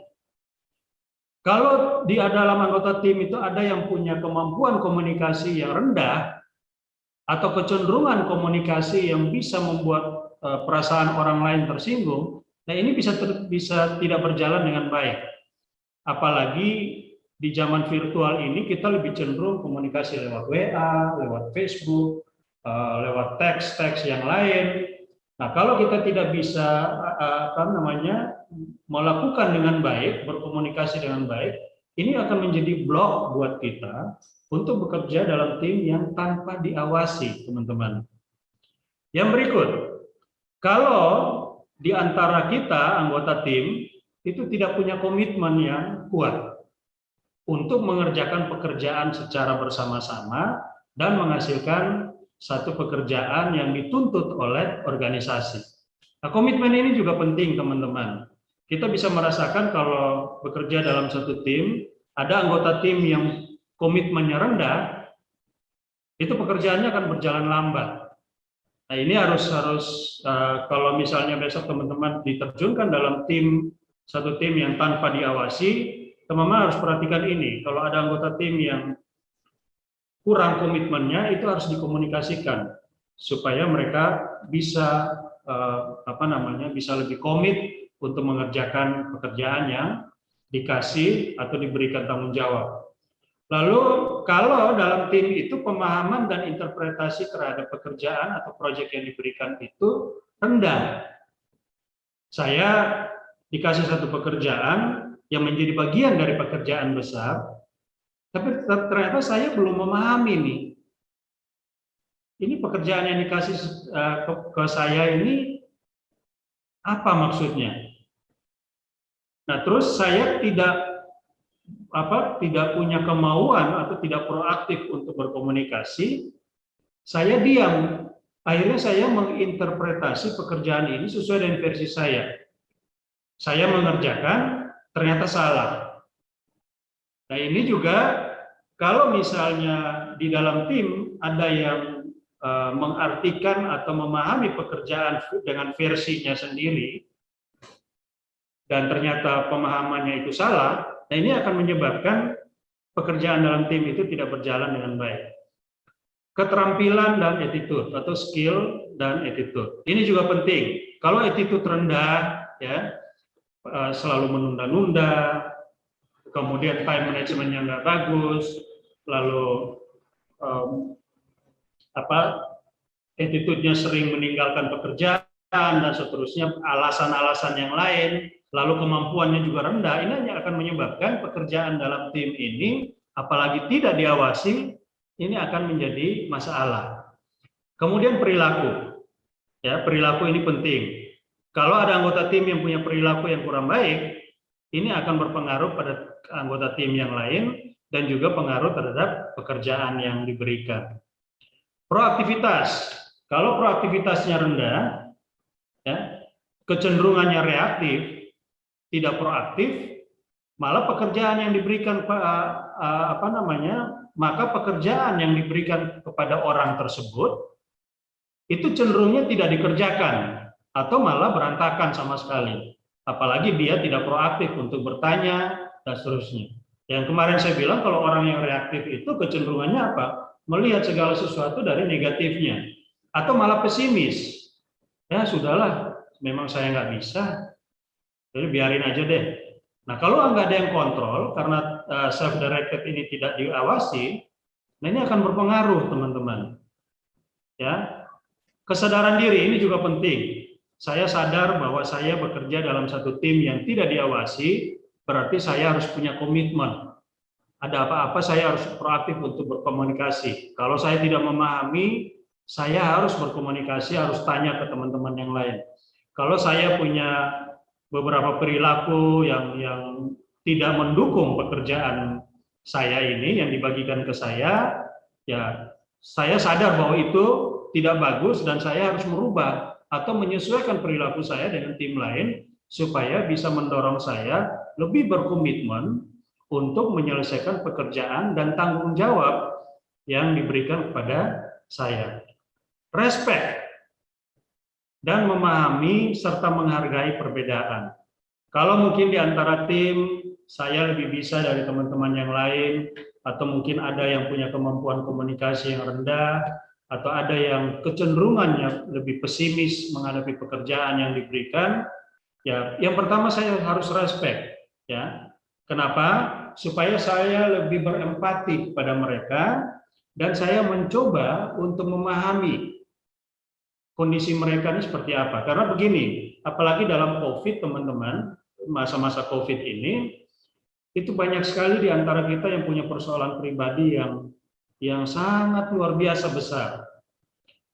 Kemarin atau beberapa hari lalu saya sempat sharing di room ini bahwa saya 2 jam sebelum kita mulai training, saya mendapat kabar ada teman satu tim dulu yang tiba-tiba harus dipanggil Tuhan karena terinfeksi COVID-19. Ternyata kemarin di grup WA kami itu mendapat kabar bahwa ternyata suaminya juga ikut itu berpulang karena terdampak COVID-19 dan meninggalkan anaknya sendiri.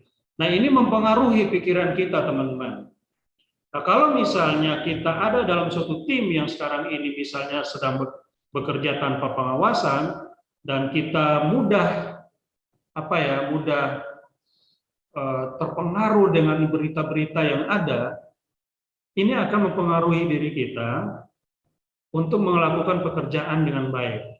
Dan kalau ada di antara kita di dalam tim yang punya pengalaman seperti itu, ya kita harus bisa memahami, ya, bisa memahami dan coba berkomunikasi untuk mengembalikan energinya kembali ke dalam tim untuk fokus pada pekerjaan. Termasuk perbedaan yang lain. Kenapa? Ketika kita dikumpulkan dalam satu tim dengan latar belakang yang berbeda, kemampuan yang berbeda, level pengetahuan yang berbeda, ya, kecenderungan-kecenderungan yang berbeda, ini akan sangat mempengaruhi dan kita juga dituntut sebagai individu untuk saling menghargai itu. Dengan menghargai kita tidak menjudge, tidak menghakimi, kita tidak menuduh, tetapi kita akan proaktif. Ya, proaktif dan respect supaya kita bisa berkomunikasi dengan baik untuk fokus kepada pekerjaan yang diberikan kepada kita. Nah, kalau tim nanti terbentuk, teman-teman, manfaatnya banyak. Ya, kenapa Google, kenapa Amazon, kenapa Microsoft sudah melakukan ini dari dulu? Karena manfaatnya banyak, teman-teman, dengan membentuk satu tim secara independen tanpa diawasi. Ini beberapa manfaatnya ya. Ketika kita bekerja tanpa diawasi, teman-teman, itu bisa meningkatkan kualitas pekerjaan, bisa memacu kreatif kita lebih banyak, dan produktivitas kitanya akan semakin tinggi. Juga pelayanan terhadap customer, terhadap teman-teman, terhadap organisasi, dan seterusnya. Yang kedua, manfaatnya kita lebih fleksibel dalam bekerja. Tidak ada aturan-aturan yang banyak yang mengikat, tidak ada birokrasi yang menuntut kita untuk harus A, B, C, tapi kita lebih banyak fleksibel. Dan hal ini, kalau orang lebih fleksibel, kreativitasnya biasa akan lebih banyak muncul. Mengurangi biaya operasional, teman-teman. Bagi perusahaan yang mempraktekkan hal ini, itu biaya operasionalnya akan lebih berkurang. Kenapa? Mengumpulkan orang di satu tempat, dalam satu tim, itu biayanya banyak. Nah, sebenarnya dengan virtual remote work sekarang ini, atau bekerja dari rumah, sebenarnya kok biayanya nggak akan terlalu lebih besar dibanding ketika harus ke office. Baik biaya dari pribadi kita sendiri maupun biaya dari organisasi, biaya yang dikeluarkan oleh organisasi. Kesempatan juga buat kita untuk belajar lebih dari satu keterampilan atau pekerjaan.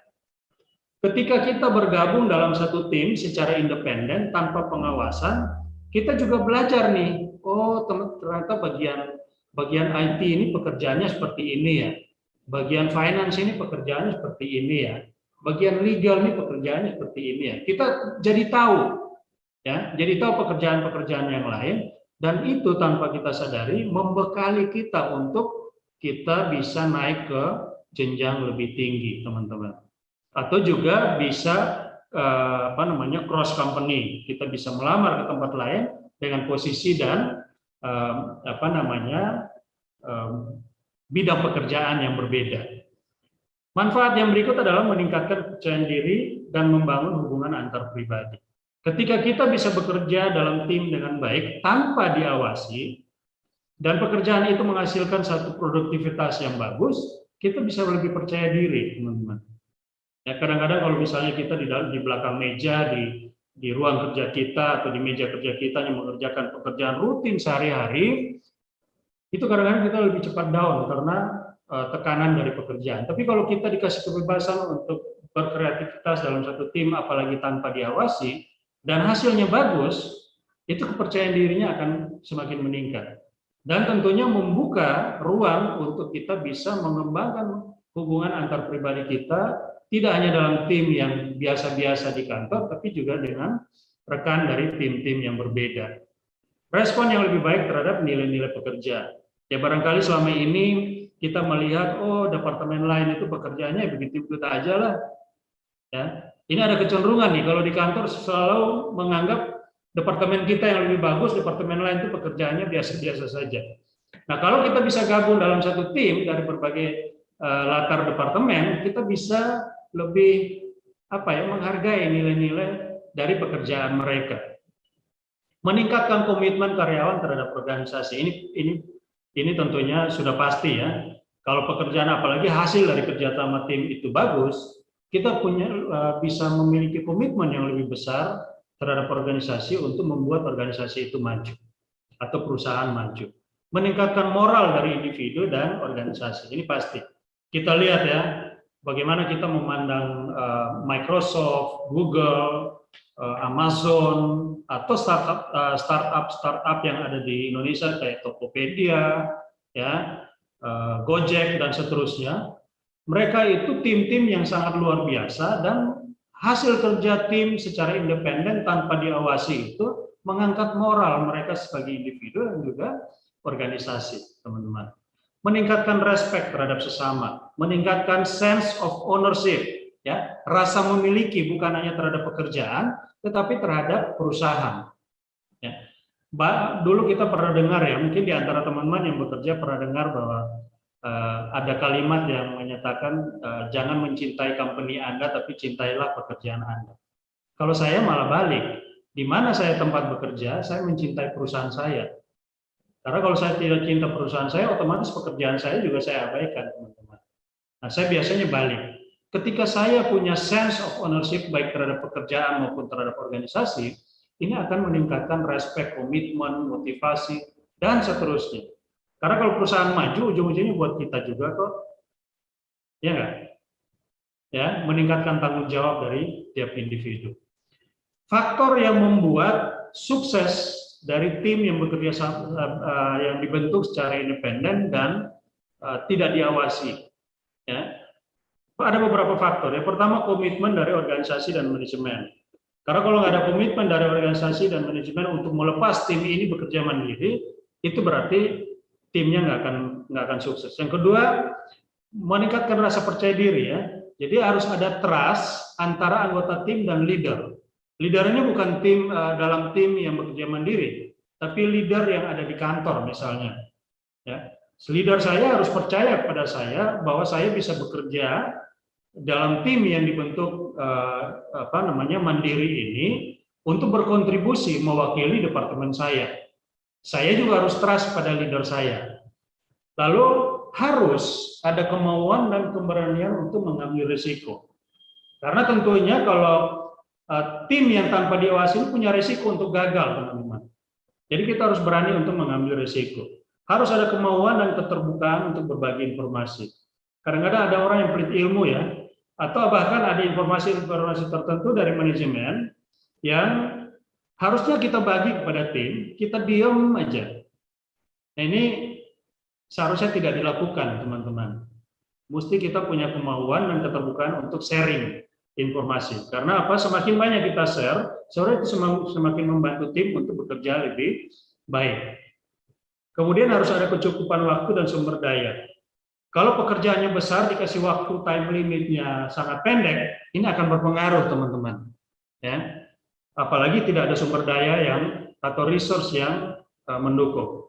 Misalnya kalau dalam kondisi sekarang ini perusahaan tidak kasih fasilitas internet, fasilitas IT dan seterusnya, ini akan menghambat. Harus ada kemauan dan kemampuan, ya, dari tiap anggota tim, baik itu interpersonal skill maupun technical skill-nya, supaya bisa membuat pekerjaan itu jauh lebih baik. Lalu komitmen untuk belajar dan berlatih. Karena biasanya kalau tim yang dibentuk secara mandiri, biasanya harus ada pelatihan-pelatihan khusus untuk supaya mengikat atau membentuk tim ini jauh lebih solid, lebih baik untuk mampu mengerjakan pekerjaan. Harus ada sistem dan prosedur yang nyaman, ya, sekali lagi yang nyaman bagi pekerja yang ada di dalam tim independen yang tanpa diawasi. Kalau sistem dan prosedur itu sangat mengikat dan malah memblok kreativitas kita, kebebasan kita untuk bereksplorasi, tim tidak akan jalan dengan baik. Yang kesembilan, harus ada partisipasi dan keterlibatan yang kuat secara bersama-sama. Ya, kalau tidak ada partisipasi, tidak ada involvement, nggak akan ada yang bergerak maju. Kalau nggak ada yang bergerak maju, nggak akan ada yang terselesaikan. Biasanya begitu, teman-teman. Jadi harus ada partisipasi yang tinggi dan keterlibatan yang kuat untuk bisa bekerja secara bersama-sama. Yang berikut faktornya adalah kemudahan dalam mengakses atau meminta bantuan. Kadang-kadang manajemen melepas begitu aja, tapi nggak ada satu nggak ada satu center, help center untuk supaya kalau kita ada apa-apa, kita bisa minta tolong atau bertanya atau dan seterusnya. Nah, ini kalau ada ini akan lebih membantu dan membuat tim yang bekerja secara independen ini lebih sukses. Ini slide terakhir, teman-teman, proses untuk mengembangkan yang namanya SDTW ini, Self-Directed Teamwork atau Self-Directed Work Team. Pertama, memang ujung-ujungnya harus ada visi. Visi perusahaan diturunkan dalam project masing-masing yang punya goal masing-masing, dan harus ada direction. Direction ini berarti harus ada arahan yang menuju ke tujuan menyelesaikan project ini. Kemudian harus ada ekspektasi dan tanggung jawab. Kenapa? Kalau nggak ada ekspektasi berarti kapanpun mau selesai, ya nggak apa-apa. Begitu ya. Jadi harus ada ekspektasi, oh ini pekerjaan ini harus diselesaikan sekian lama dan standar pekerjaannya seperti apa. Nah inilah tanggung jawab untuk memenuhi ekspektasi tersebut. Karena apa? Banyak sekali pekerjaan-pekerjaan yang kalau orang barat bilang nice to have ya. Ya kalau selesai syukur, kalau enggak ya enggak. Nah kalau nggak ada ekspektasi yang spesifik, berarti nggak ada responsibility atau tanggung jawab untuk menyelesaikan pekerjaan itu. Dan ekspektasi itu tentunya harus didukung oleh komitmen. Ya, komitmen setiap individu dalam anggota tim yang mandiri itu untuk menyelesaikan pekerjaan. Harus ada trust yang tadi saya bilang, baik antara anggota tim maupun juga dengan leader. Yang terakhir, kunci sukses dari SDTW ini atau SDW work team ini, itu memang harus ada coaching secara reguler dan harus ada training-training yang disediakan oleh company atau oleh perusahaan untuk mendukung tim ini untuk sukses. Kalau nggak ada, teman-teman, biasanya lebih banyak gagalnya. Kita lihat Microsoft, ya, kita lihat Google, mereka itu punya jadwal training yang ekstensif terhadap timnya di seluruh dunia. Untuk supaya setiap saat itu bisa membekali mereka untuk bekerja lebih produktif lagi, lebih kreatif, dan memiliki komitmen yang sangat tinggi. Nah, kira-kira ini teman-teman semua, materi hari ini, dan mudah-mudahan bisa membantu kita ketika kita diberikan kesempatan untuk bekerja dalam satu tim yang tanpa pengawasan, ya kita bisa pakai cara-cara ini yang dibagi pada kita hari ini untuk berpartisipasi dalam tim supaya bisa memproduksi satu pekerjaan yang jauh lebih baik. Saya kembalikan ke Kak Viva. Silakan, Kak.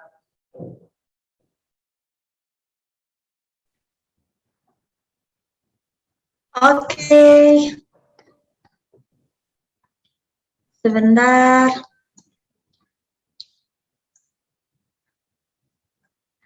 Oke, makasih banget Pak Arnold buat materinya hari ini. Buat teman-teman nih, kira-kira kalau misalnya ada yang mau tanya, mau bertanya soal yang terkait materi ini, soal pengalaman atau yang terkait dengan teamwork ini, bisa langsung aja tanya di kolom chat. Karena sampai saat ini kayaknya belum ada yang bertanya sih, Pak. Belum ada pertanyaan. Kalau misalnya ada yang mau tanya, bisa tanya aja di kolom chat ya, teman-teman. Saya tunggu. Atau yang mau tanya langsung silakan. Iya, kalau misalnya ada yang mau tanya langsung juga boleh, tinggal di-unmute, terus tinggal tanya aja. Kalau misalnya ada yang mau bertanya mengenai self-directed teamwork materi hari ini.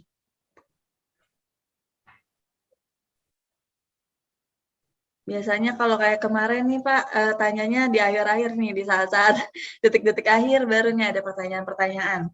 Oh ya, mau ingetin juga ini tinggal udah jam segini, 17.57, kalau misalnya ada teman-teman yang mau ibadah sholat, buat teman-teman yang muslim, boleh silakan bisa ibadah dulu aja, atau bisa live aja. Nanti kalau seandainya udah selesai, terus pengen join lagi dan kita masih berlangsung, trainingnya bisa tinggal join lagi aja.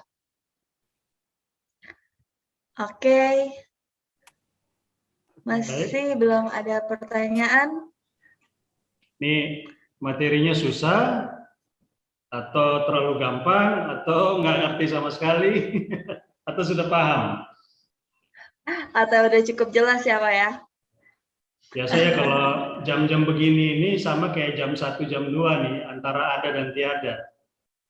Antara ada dan tiada. Oh ya, mau ingetin loh teman-teman, ini training hari kedua sebelum berakhir. Jadi besok itu kita hari terakhir kita training PSU WIS Learning Academy. Jadi kalau misalnya teman-teman mau ikut lagi besok, jangan lupa ajakin juga yang lain teman-temannya kalau misalnya ada yang mau ikut, karena itu webinar terakhir kita masih terkait dengan teamwork.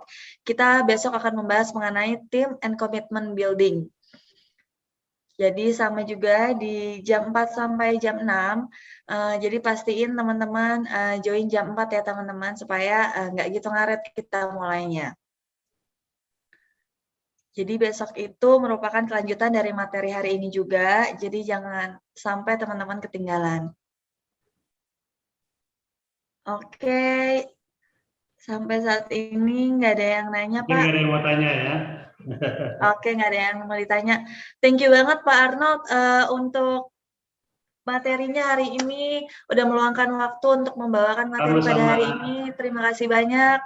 Sampai ketemu lagi besok ya Pak. Sampai juga ketemu lagi.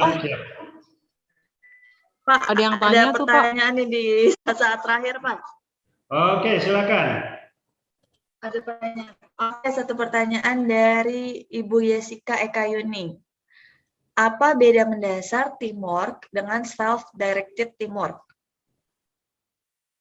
Baik, pertanyaannya bagus ya. Sederhana aja sih. Teamwork ya sebenarnya itu sama dengan self-directed, tapi bedanya kalau teamwork itu biasanya, ini kalau kita ambil teorinya ya. Tadi yang tanya siapa? Mbak Yesika ya? Ya. Ya. Jadi kalau teamwork itu biasanya ada strukturnya. Ada yang ngawasi dan seterusnya. Kalau self-directed berarti itu semuanya punya tanggung jawab, punya level yang sama, dan tidak ada pengawasan dari atasan yang lebih tinggi atau bahkan dari manajemen. Kita dikasih kebebasan betul-betul untuk bertanggung jawab terhadap pekerjaan kita.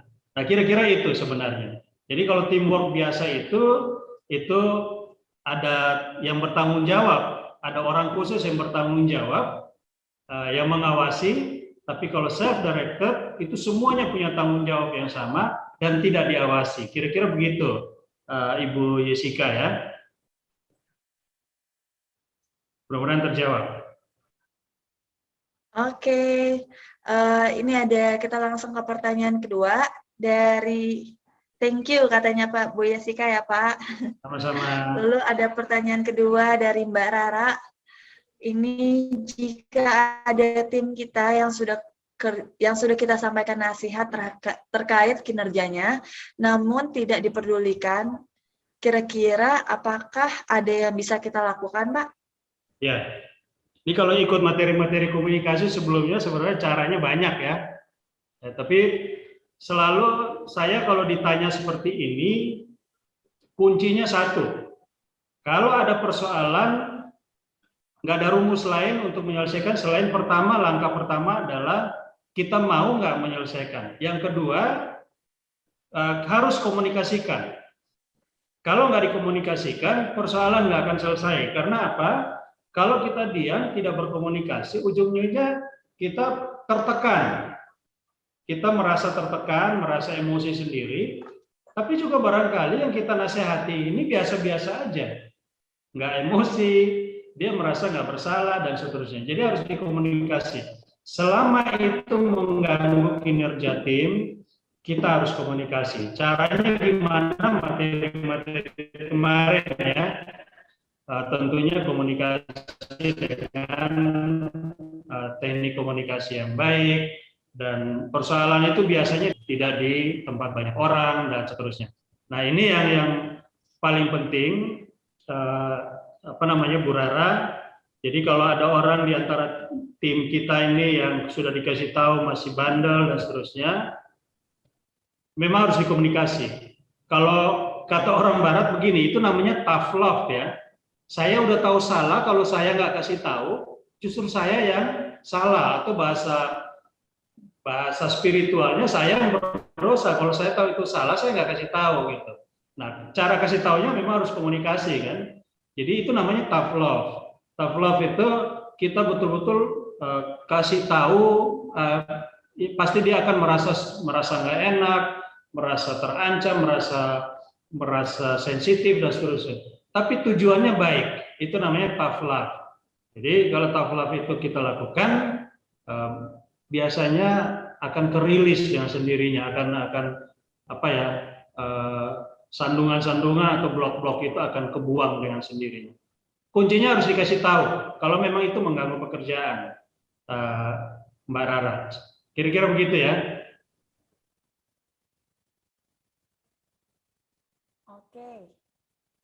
Oke, gimana Mbak Rara? Oke, katanya makasih Pak. Siap. Selanjutnya ada pertanyaan lagi nih Pak, dari Bapak Tri Kurniawan. Pak mau tanya bagaimana cara menanggapi perbedaan pendapat dalam satu tim? Ya. Kuncinya pertama kita harus respect dulu ya. Makasih. Jadi kesadaran diri dalam bekerja sama tim itu sangat penting. Jadi kalau yang saya maksud kesadaran diri ini apa? Pertama, saya sadar bahwa kalau tim itu pasti berbeda-beda, tidak sama. Kalau sama berarti itu bukan tim namanya. Tim itu pasti ada yang berbeda-beda. Nah, kata kunci dari berbeda-beda ini macam-macam. Beda skill, beda kemampuan, beda pola pikir, beda karakter, beda perilaku, beda attitude, dan seterusnya. Nah, pertama kita harus respect dulu bahwa memang kita semua itu berbeda. Ya. Yang kedua, kalau itu sudah kita pahami betul-betul, kita harus lihat faktanya. Apakah perbedaan ini itu saling mengisi atau malah saling memblok? Nah, kalau saling memblok berarti tugas kita adalah menyelesaikan, bukan dibiarkan, malah akan membuat pekerjaan itu tidak bisa diselesaikan dengan baik. Jadi kalau dalam menanggapi perbedaan, kalau Gus Dur bilang mah biasa aja lah, itu ya, biasa aja, pahami bahwa memang kita berbeda, tapi kuncinya kita lihat faktanya. Kalau perbedaan itu mengganggu pekerjaan, berarti kita harus selesaikan. Cara menanggapinya ya tergantung. Perbedaan itu seperti apa? Mengganggu saya pribadi atau mengganggu tim? Kalau tidak, berarti tugas saya hanya menghargai perbedaan itu. Respect dan menghargai. Tetapi, kalau perbedaan itu mengganggu diri saya dan mengganggu tim, langkahnya yang tadi saya bilang, selesaikan dengan cara komunikasikan bahwa apa yang kamu lakukan, misalnya saya ada konflik dengan Kak Viva, perbedaan saya kok tidak bisa diterima baik oleh Kak Viva atau sebaliknya, saya ngomong ke Kak Viva bahwa saya merasa kok di antara kita ada perbedaan ya, perbedaan itu kok saya merasa terganggu, benar nggak sih? Nah kalau benar, gimana caranya? How? Gimana caranya kita bisa menyelesaikan ini secara bersama-sama supaya perbedaan ini bukan saling blok tapi saling mengisi. Ya, kira-kira begitu ya, Tri Kurniawan. Lalu dari Irfan, bagaimana atau langkah untuk ya sama-sama Tri, bagaimana atau langkah untuk meminimalkan emosi negatif dalam diri? Waduh, ini kita meminimalkan bawaan lahir, tantangannya besar. Gitu. Prosesnya nggak mudah. Saya harus akui Pak Irfan, prosesnya nggak mudah. Tetapi balik lagi, kalau pertanyaan itu ditujukan ke saya selalu merasa emosi setiap saat. Saya harus tahu dulu apakah emosi saya ini membantu saya untuk maju atau enggak. Tapi kalau fokusnya ke negatif, ya setiap saat saya punya emosi negatif, saya biasa pernah dikasih rumus begini ya. Rumusnya itu SIT. Ya, SIT itu apa? Stop, inhale, dan think. Jadi ketika saya punya emosi negatif, saya berusaha untuk tidak bereaksi dulu. Saya kalau istilahnya kalau lagu atau film saya pause dulu, saya stop dulu. Nah, teknik kedua adalah dalam kondisi tertentu saya harus merilis peredaran darah saya dengan cara tarik napas. Baru saya mikir, tindakan saya berikut untuk merespon hal dari luar yang membuat saya punya emosi negatif itu apa? Nah, latihan itu terus-menerus biasanya bermanfaat dan bisa membantu kita untuk merilis emosi-emosi negatif kita secara perlahan-lahan dan kita bisa mentransfer yang negatif ke positif. Mudah-mudahan membantu ya Pak Irfan ya.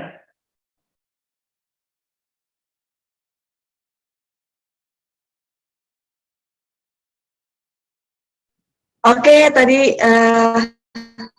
pertanyaan terakhir ya Pak. Boleh tambah satu lagi dari saya? Silakan Kak Viva.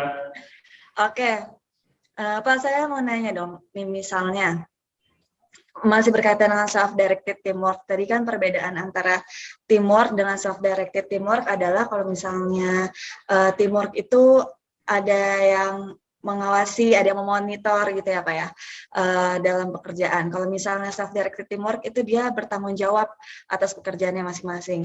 Nah, tapi kan kadang nih dalam dunia pekerjaan nih kita ketemu orang yang biasanya bisa bekerjanya yang secara teamwork, yang biasanya harus ada yang memonitor, harus ada yang mengawasi, baru dia bisa bertanggung jawab akan pekerjaannya.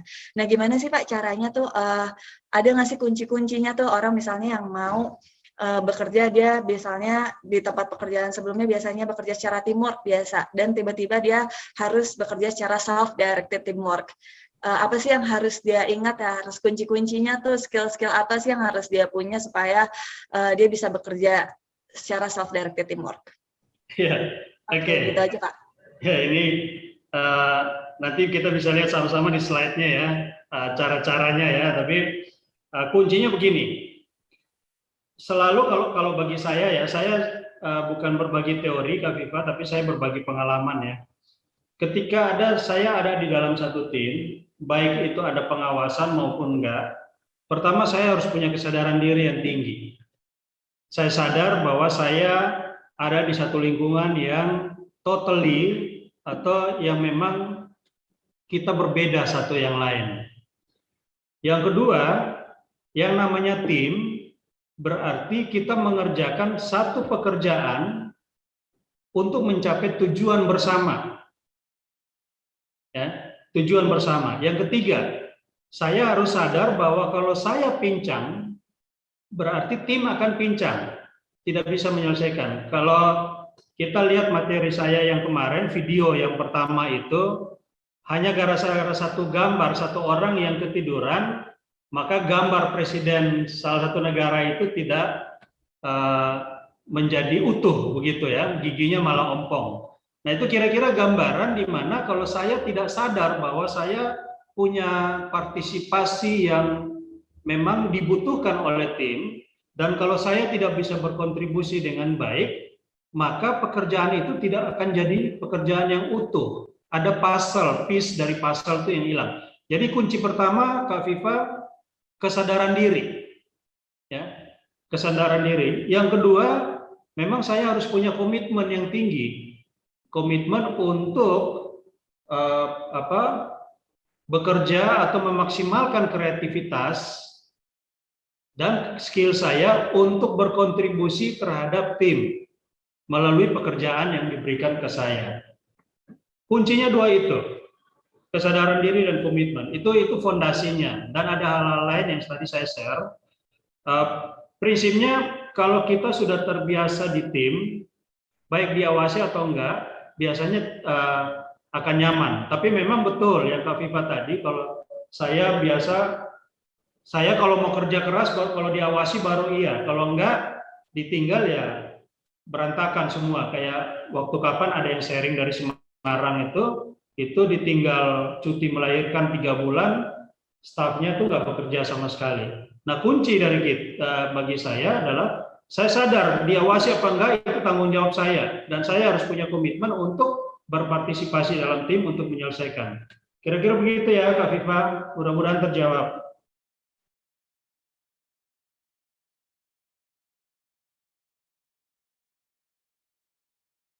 Mungkin ada lagi teman-teman yang mau tanya?